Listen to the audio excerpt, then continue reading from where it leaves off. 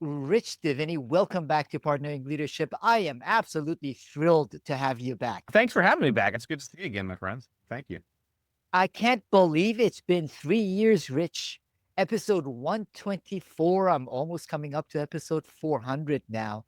Oh, Attributes as drivers of optimal human performance. Believe it or not, Rich, it's still one of my top recommended books, in part because so many of my clients and organizations I interact with don't understand the value of attributes and still prioritize experience, skills, competencies yeah. over those attributes. So I would love to get your thoughts a little bit about that before we transition to your newest book, Masters of Uncertainty. How have you seen attributes gain traction, both as a concept and a book? And I know you're doing a lot of training around that for organizations as well. Yes, we have, but we've been building the attributes incorporated around this concept of going in with teams and organizations and helping them understand A, the concept of attributes, but B, more specifically, where their attributes lie. And so since we talked last, we developed a full 41 attributes assessment. So the list has increased from 25 to 41. And we have a full assessment that we can go in and individuals can take and teams can start to understand A, how they individually show up, and then how those attributes start to gel and mesh as a team. And what's been really great for us is that wherever we go around the country, around the globe, and we've been to almost every continent with this stuff, what we're finding is it's very ubiquitous. The ideas, the concepts are really very human, and people, they listen to it and they hear it and they say, no, this makes total sense. This is in fact what we have wanted to judge performance by. We've just never been able to put words around it or a system around being able to do that. So it's continuing to resonate and we're quite happy with it. And for me, it's really thrilling because and I know we'll get into the new book, attributes is a part of mastering uncertainty. And so being able to have built that attributes piece, which is a fairly big piece prior to releasing this book, was really both lucky and advantageous for us. Before talking about Masters of Uncertainty, Rich, it is the Navy SEAL way to turn stress into success for you and your team. One of the challenges that I run into and questions I get from podcast audience or sometimes CEOs and executives, they say, I understand, I totally respect and love the military, Navy SEALs being the best of the best. You spent over 20 years, including as a leader in the SEAL Team 6, more than 13 overseas deployments, 11 to Iraq and Afghanistan. So lots of kudos and admiration. But they say, wait a minute, I run a team or an organization of volunteers who might show up one day or not show up the next day, or they get a better salary offer somewhere else. They leave. They don't want to come into work when I say return back to office. So, how does the Navy SEALs experience, in your view, translate and transfer to organizational leadership? Yes. And the answer, I think, is actually quite simple. And that is, I will say, intensity of environment. And what I've found is that we are able to learn lessons and develop these. If you're paying attention, you can learn some lessons and develop some techniques and tools quite rapidly if you're placed into very intense environments where the learning is quite rapid. And I think the experience in the SEAL teams and again, when we talk about teaming's human, it has nothing to do with just SEALs or whatever. Teaming's human, but all the credibility that comes with having been a Navy SEAL really should stem around the fact that we were able to, and I was able to understand and learn this stuff and develop it from some of the most intense environments out there. The good news is the lessons and the tools and the learnings are, again, ubiquitous. They're translatable across contexts. So whatever team you're in, these tools, techniques, they translate quite beautifully. You don't have to be in a SEAL team. And in fact, many of these things are actually just quite human. In other words, this is stuff that we do without thinking about it. What I always been interested in doing is articulating that which we do without thinking, because if you can do that, then you can begin to practice it and repeat it and get better at it and find yourself in a position where some stuff that you were just doing without thinking once in a while, you can actually deliberately do and literally become masters of it. So that's, I think, the biggest reason. A couple of thoughts on my end, Rich. First of all, from my understanding, SEALs do a fantastic job of studying human physiology and psychology.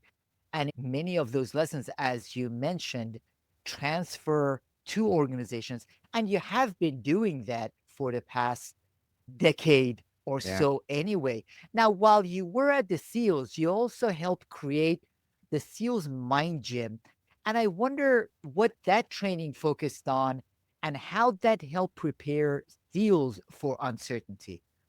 Yeah, so the Mind Gym was simply a project where we felt like the next level of performance for us was not going to be lifting more weight in the gym or running the mile faster. In other words, the physicality was there, but we all know, and any SEAL who's been any SEAL, just because we've been through the training, knows that physicality all starts in the brain. And so if we could develop a better working relationship with our brain and our physiology, that could actually enhance performance in ways that we hadn't maybe yet experienced, or even in some cases, just define neurologically and physiologically what we do that allows us to succeed. And so that was it was really an endeavor to start looking at tools and technologies that were really burgeoning at that time. Some of them are quite common now, but experimenting with some of these tools and technologies that allowed operators to begin developing a better working relationship with their brain and their physiology, and to understand that at a level that now you could, again, like once you understand it and you can talk about it, you can now begin to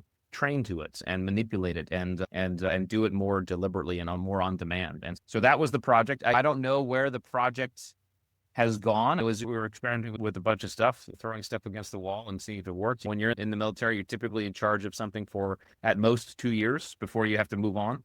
And it's really up to the next person's enthusiasm as to whether or not certain projects will continue. So I'm not sure where it stands, but rest assured, the SEALs, the current day SEALs are much smarter and stronger and faster. And part of the reason is because the mind movement has actually been such a driving force over the last decade plus. So we're just all of us are just more comfortable and more knowledgeable about our brains and what our brains do, and when it comes to our own performance.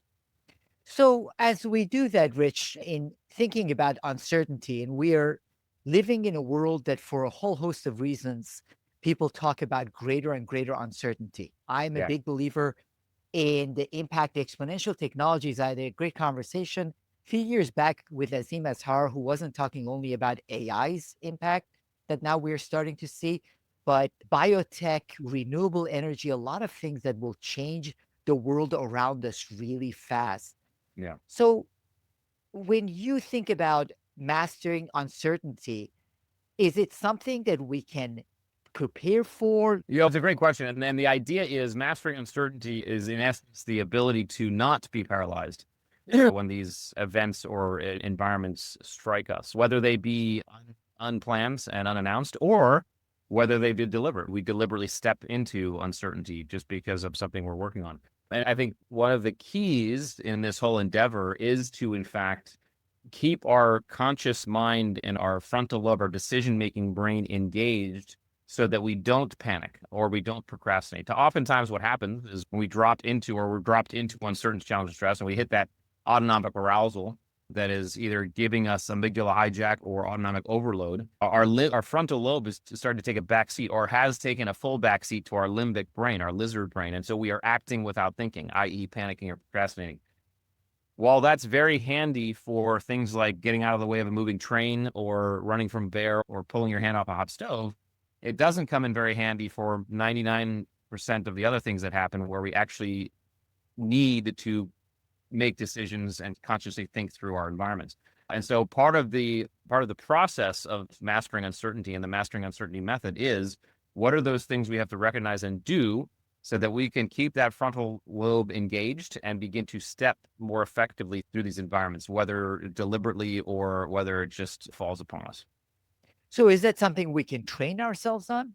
Yes, it absolutely is. Once you know the techniques and know what the neurology is, you can absolutely train. And by training, what happens is you get better at those times when things just happen and they're unanticipated. But more importantly, if you get really good at it, you begin to deliberately seek uncertainty. And we all know that growth happens outside of our comfort zone. And so to grow as humans, we must deliberately step into our discomfort, step into uncertainty and grow. And so this gives you the tools and the confidence to do that. I have to tell you, Rich, I believe that, I say that, but it is really hard to do. It Yes. is Yeah. really hard to do. Now, one of the things I see with a lot of leaders I interact with, it's the desire to plan and now access even more data to try to minimize uncertainty. Yeah. Where does planning, all of that play a role in being able to handle uncertainty? So yeah, to be able to do this does not preclude the necessity for planning. Planning is always good, but what we have to understand about planning is we can't plan for everything.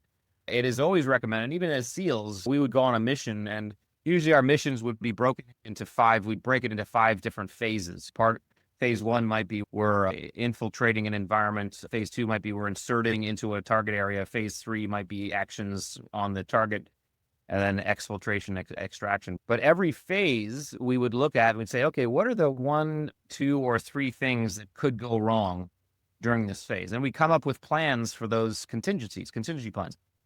But we wouldn't overplan, because we would know that you can't anticipate everything, and you can actually, in effect, experience paralysis through analysis if you try to plan everything. So plan those things that are more common. And what you'll do is you'll mitigate some of the uncertainty, because if that happens, you know exactly what to do. But also train and understand that, and have the confidence that if something happens that you didn't plan for, I'll figure it out along the way. I'll make it happen. And so that's the balance. I could never dictate to anybody what that specific balance for whatever they're doing would be in terms of how much planning, how much we'll figure it out on the way. But typically the military was like that 80-20 rule. You're never going to get 100% of the intelligence. So if you get 80, then that's pretty good. But honestly, there were some missions where we had 50% or 40%. It really depended on the urgency and the importance of the mission. So that's a risk assessment that everybody has to do, but there has to be a balance, and you can't paralyze yourself with planning, because you won't go anywhere. You won't get anywhere. And when uncertainty hits, it's going to be something you didn't expect anyway. It is becoming a lot harder. Again, there is a ton of data, there is value to the planning, but it is becoming much harder to make predictions based on that. Therefore, that ability to deal with uncertainty becomes more important. Now, you say that can be developed. And on the other hand, you also say that traditional training methods focus too much on skills development that don't transfer well under stressful conditions. So, how can executives view then their own development or their team's development in order to be able to handle uncertainty better? The simple answer is inflict uncertainty into the process. The typical limitation of training, especially skills, is that you are practicing a rote task. Do this, then this happens. Do this, and this happens, which is great. We have to do that with certain things. And then I would also submit that there are certain skills that you want to actually train in such a way that you actually master it, so you don't have to think about it. So in the SEAL case, like, we would train with our weapons so that we didn't have to think about how we're drawing our weapon and aiming and hitting a target. We did that. We did it so much. We trained to a level of proficiency that we had unconscious competence in that skill, which eliminated our need to even think about it when we're actually in uncertainty, which is great, because now you're opening up your brain even more. So there's nothing wrong with training, but just know that training for skill is going to develop those types of tasks effectively.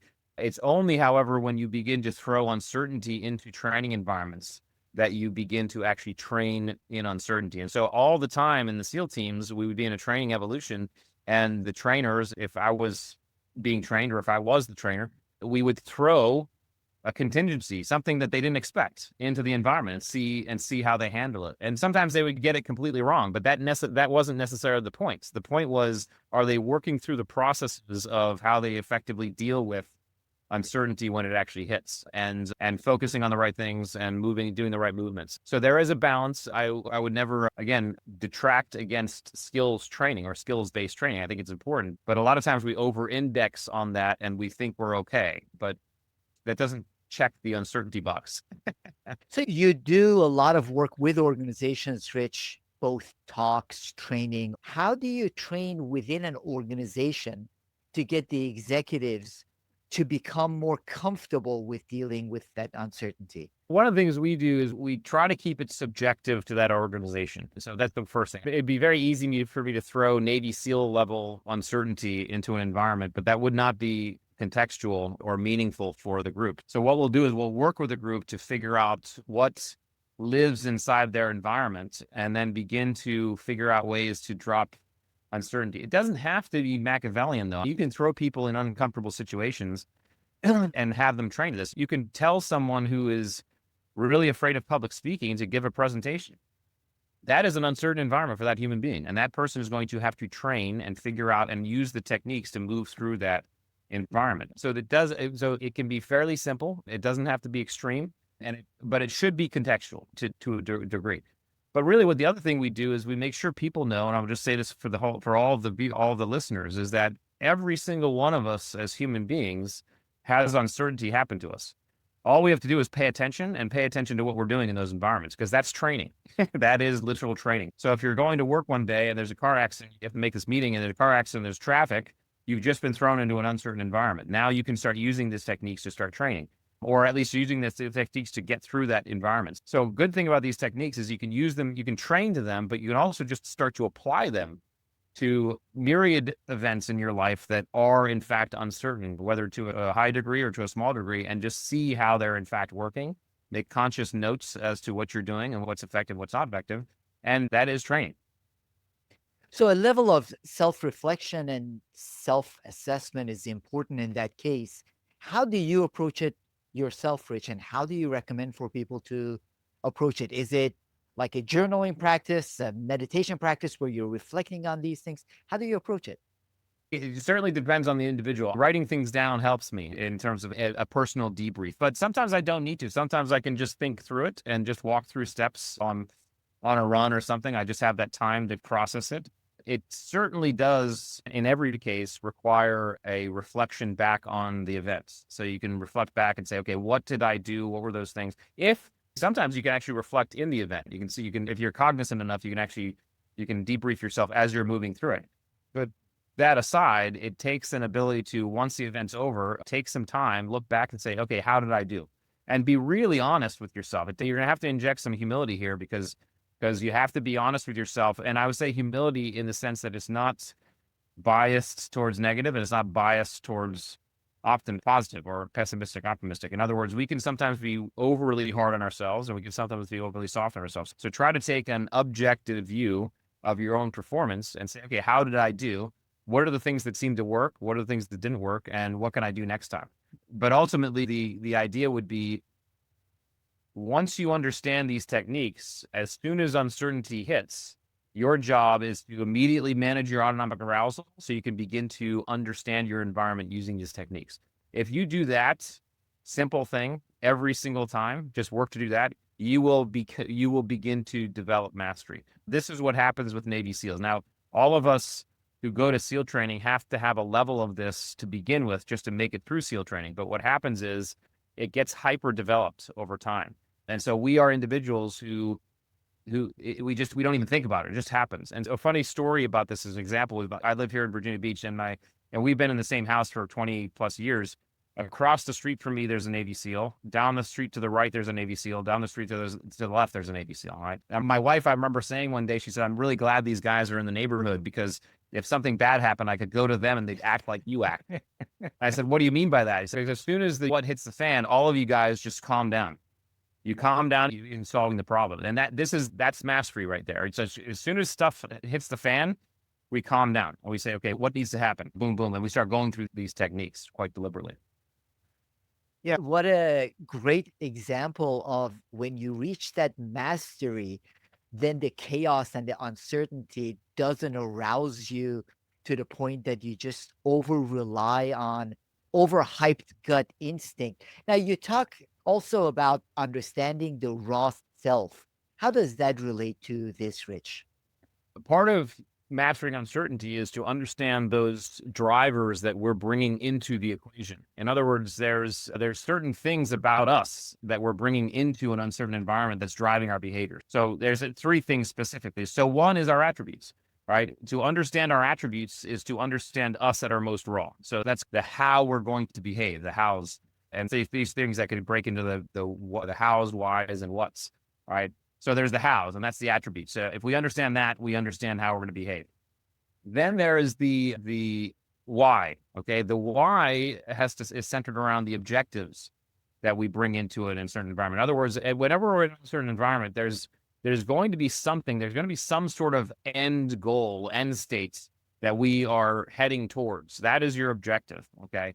That is going to drive us in terms of what we're doing. So, for example, when I was in SEAL training, my objective was to become a Navy SEAL. Obviously, one of those subcategories was make it through SEAL training.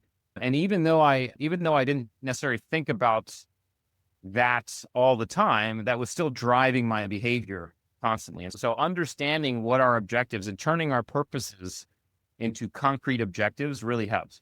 We have to bear in mind that once we do that, we still have to be able to let that go to a degree when we're in uncertainty, challenge, and stress, because that objective might be way too big, for us to effectively focus on. It might be too long. I know we're going to get into the neurology of this, but so for example, when I'm in Navy SEAL Hell Week, which starts on a Sunday afternoon, right? You start on a Sunday afternoon and you go from Sunday afternoon all the way to the following Friday, and you only sleep for about 2.5 hours that entire week.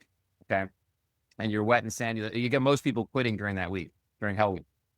If I thought about Friday on Monday, I would quit. Okay, it's way too big. But Friday was the objective, rest assured. So understanding the objective is important. And then finally, there is the what's, what drives us. And the what's are centered around our identities. Identities we also bring into the equation. And one of the things we have to understand about our identities is that we as human beings, we in fact collect identities. We collect I ams. And I always say I am are the most two powerful words in the human language, because whatever you put after those two words is what shapes your behavior and identity. But we collect a series of I ams throughout our lives. And some are quite powerful, some are fairly benign, right? We have, I went to this high school. I am a lacrosse player. I'm a Navy SEAL. I'm a husband, father. I'm a motorcycle rider. I'm a Metallica fan, whatever it is. Okay.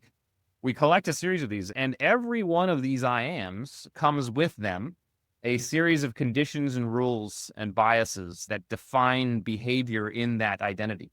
That is driving our behavior. Rest assured, that's driving our behavior. And in deep uncertainty, challenge, and stress, we're going to actually behave towards whatever identity we're prioritizing in that moment. Okay. And so understanding what identity we're prioritizing can be very empowering, because either it's the exact identity we need or it's not the identity we want at all. When I was overseas, so two of my most powerful identities was Navy SEAL, obviously, and then husband and father.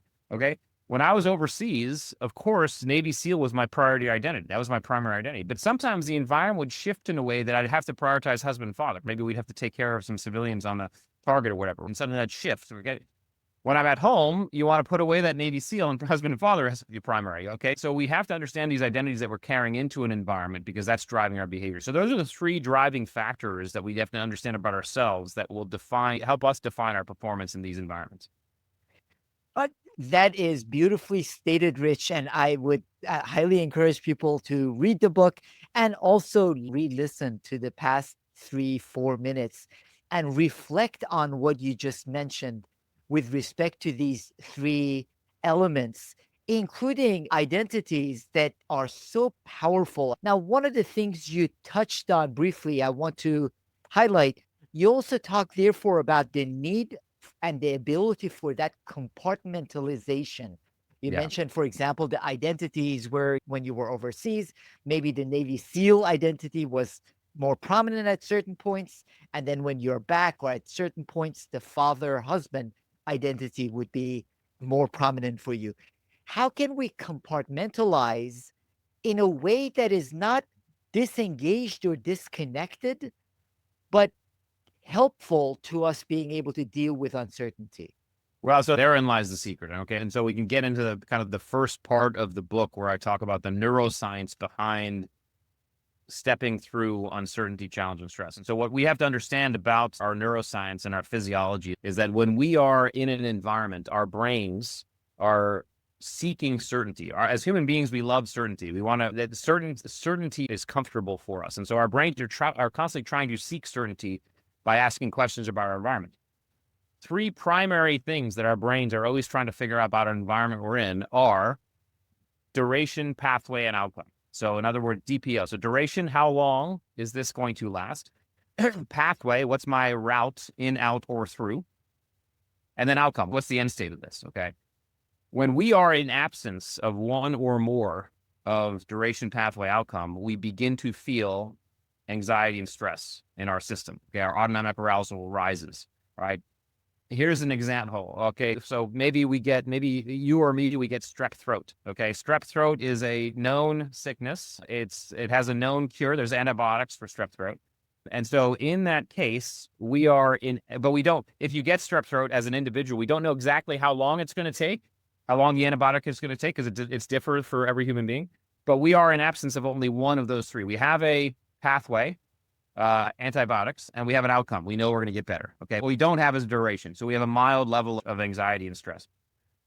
Now imagine we have the flu. Okay. Flu is a known sickness, and we know that most people, as long as you're healthy, you're not going to die of the flu. But there's no real medicine you can take for the flu, and you don't really know how long you're going to have the flu, right? There's some techniques you can do, but there's no real medicine. So when you have the flu, you're in an absence of pathway, duration, but you know the outcome, right? So is that right? I'm great. Yeah. So your absence of duration and your absence of pathway, but you do know the outcome. So your absence of two of the three. So our anxiety is a little bit higher. It's moderate to high. Now imagine we're back in 2020 and a virus hits, okay? And no one's heard of this virus before. There are people dying of this virus. There are also some people who are not dying. There's no known cure. There's no vaccine or whatever. And we don't know how long this is going to be. We don't have a pathway. So we're absent pathway, we're absent duration, and we're absent outcome. We're absent all three, which is exactly why when 2020 hit, we were all thrown into quite high level of stress, okay? All this to say, the secret to managing uncertainty and, in effect, compartmentalization is a technique I call moving horizons. When you move horizons, what you're doing is you're, in essence, picking something in your horizon to focus on and creating a duration pathway outcome, a DPO. I'll give you a quick example. In SEAL training, you spend hundreds of hours running around with big, heavy boats on your head, okay?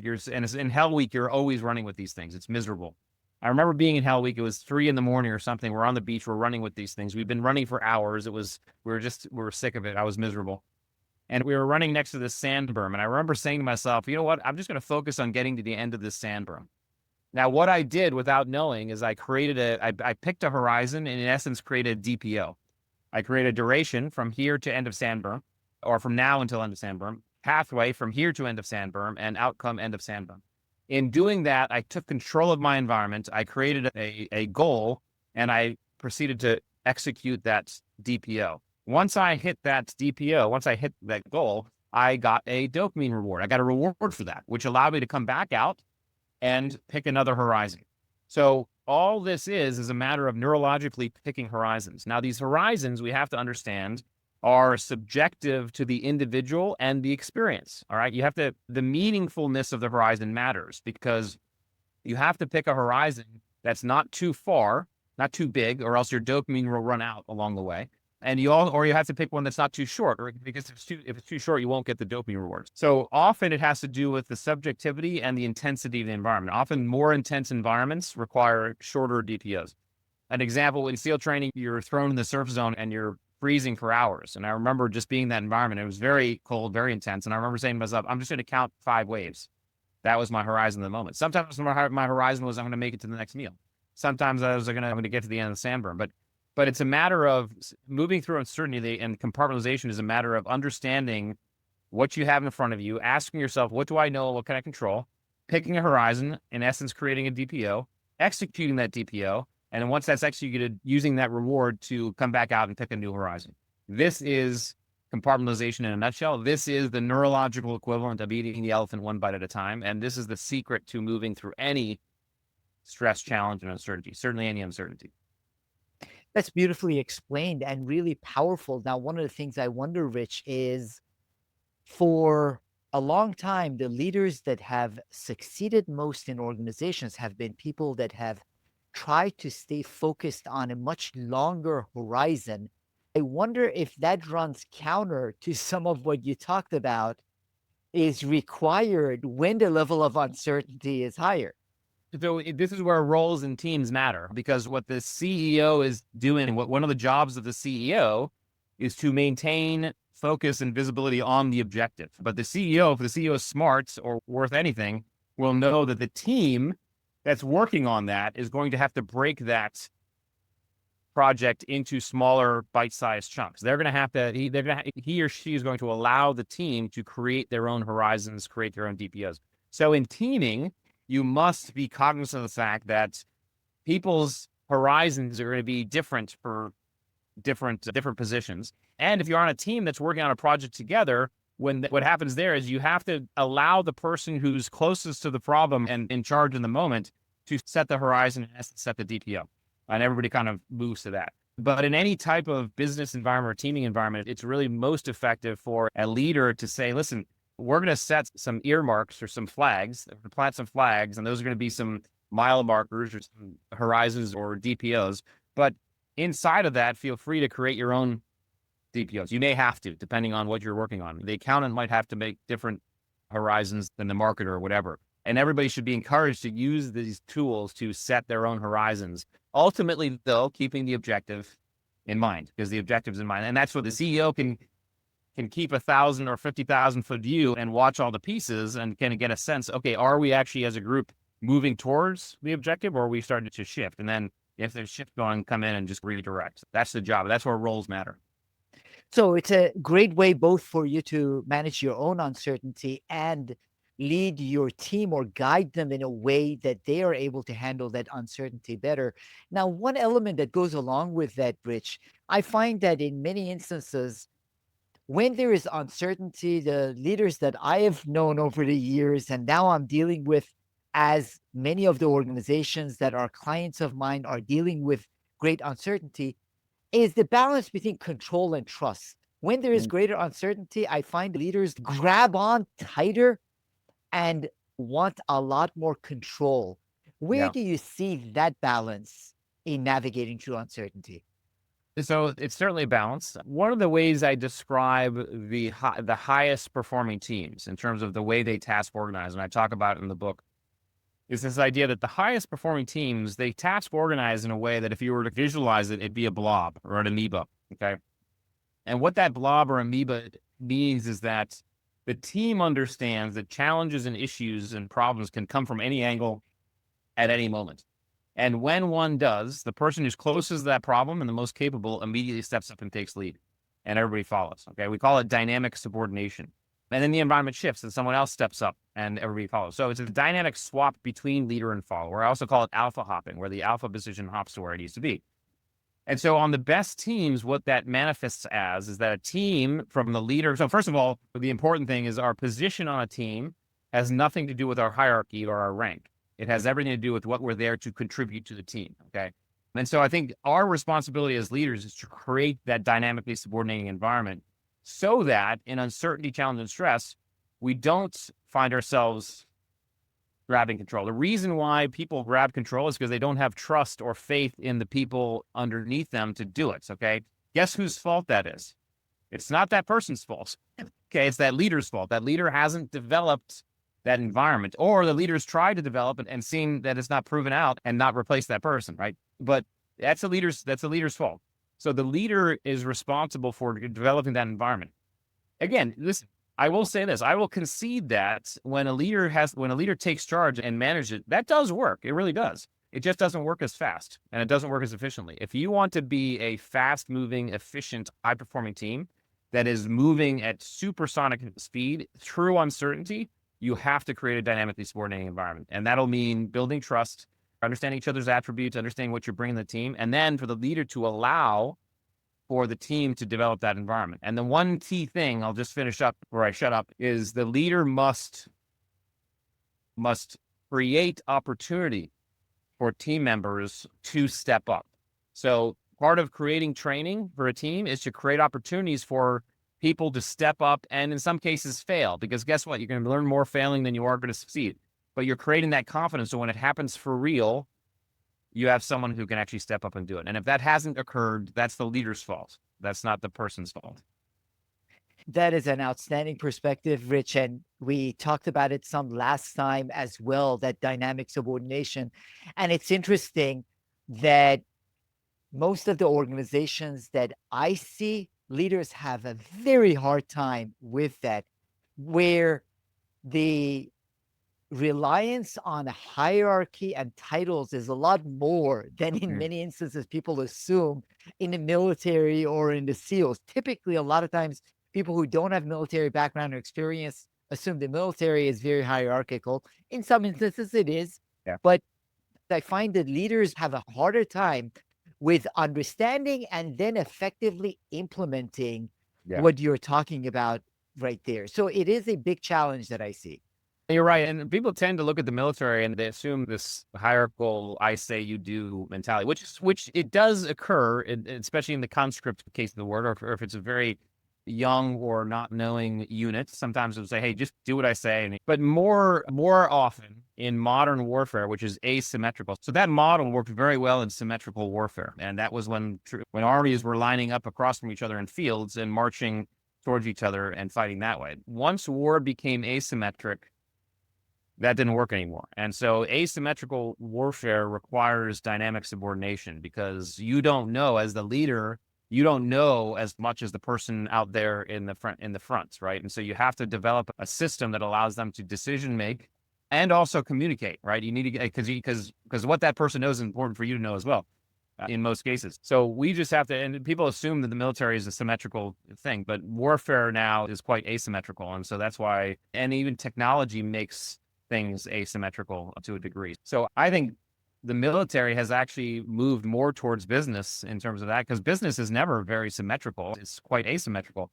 The military has actually moved more towards business than business needs to move towards the military in terms of, or seemingly, if they thought symmetrical stuff. So anyway, it's an interesting observation as I move through the career.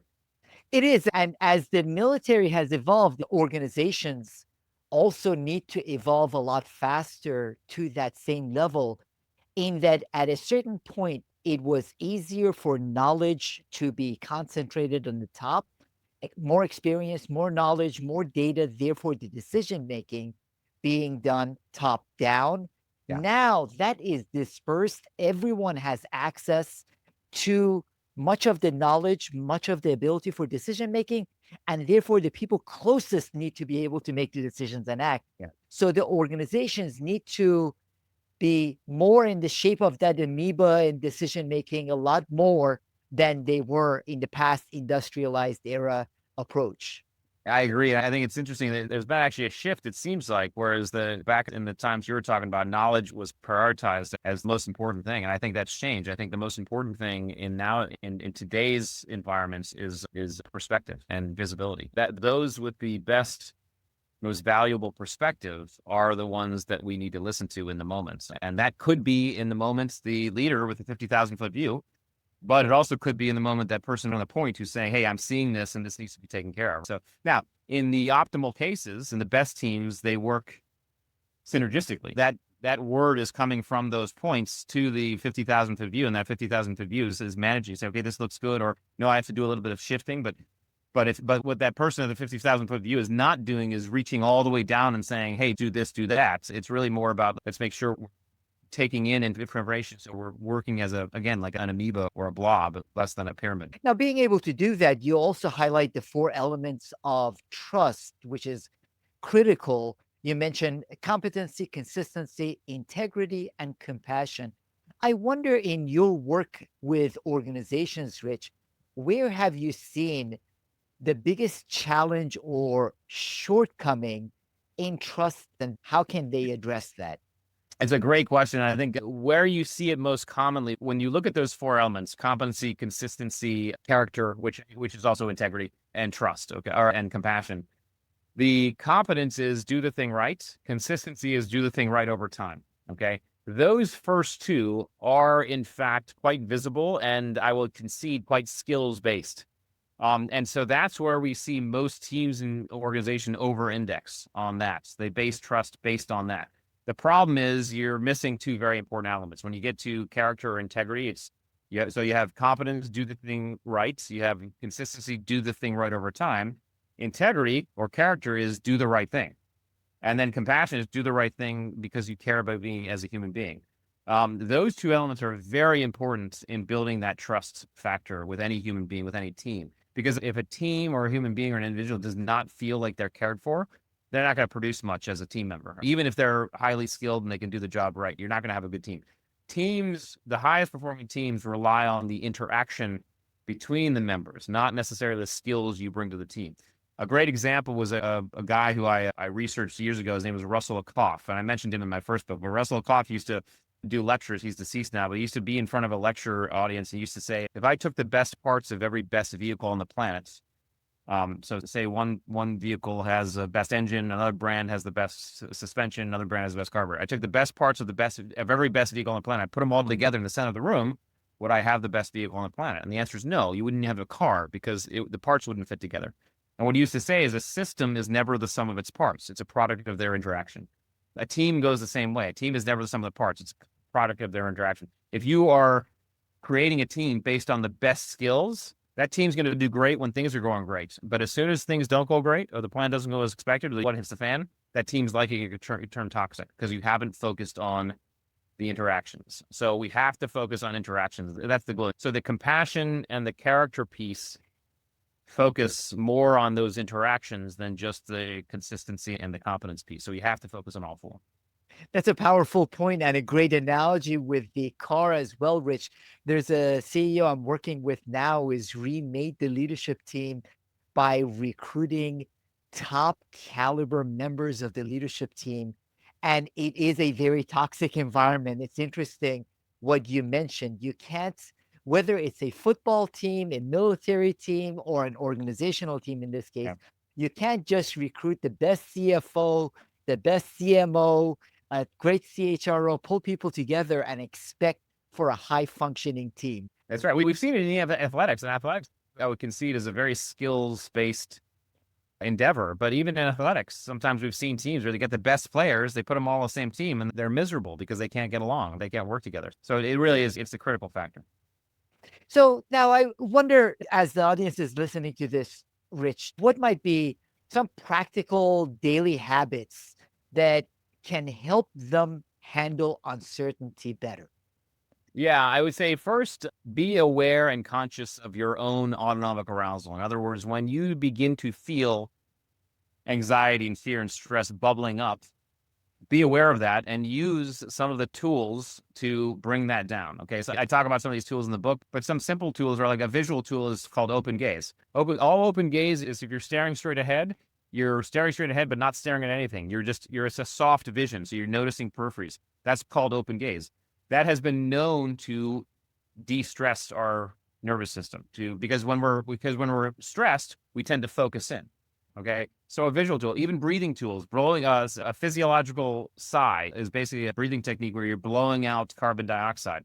Very simple. You breathe in as much as you can all the way to the end, take another breath on top, and then do a very slow exhale. Okay. That's a physiological sigh. You're blowing out CO2. So you do that a few times, you start to feel calm. So every day, manage that, look at that, and feel how that feels. And then as you begin to calm, ask yourself questions. What do I know? What can I control? What do I know? And start to pick things to focus on and hit those goals. You will begin to inadvertently or even quite deliberately practice moving horizons and practice DPOing this stuff, right? And you can do that every day. You can do that for little things. You can do that on the way to traffic, on the way to work when you're in traffic. You can do that. You can do that when you're putting together a PowerPoint presentation at work. So you know what? I'm going to spend 5 minutes looking at graphic designs. That'll be my horizon. And then once I'm done that, I'm going to shift to something else. And you can actually just make a game of it and just practice this stuff, and it'll come in handy. I promise.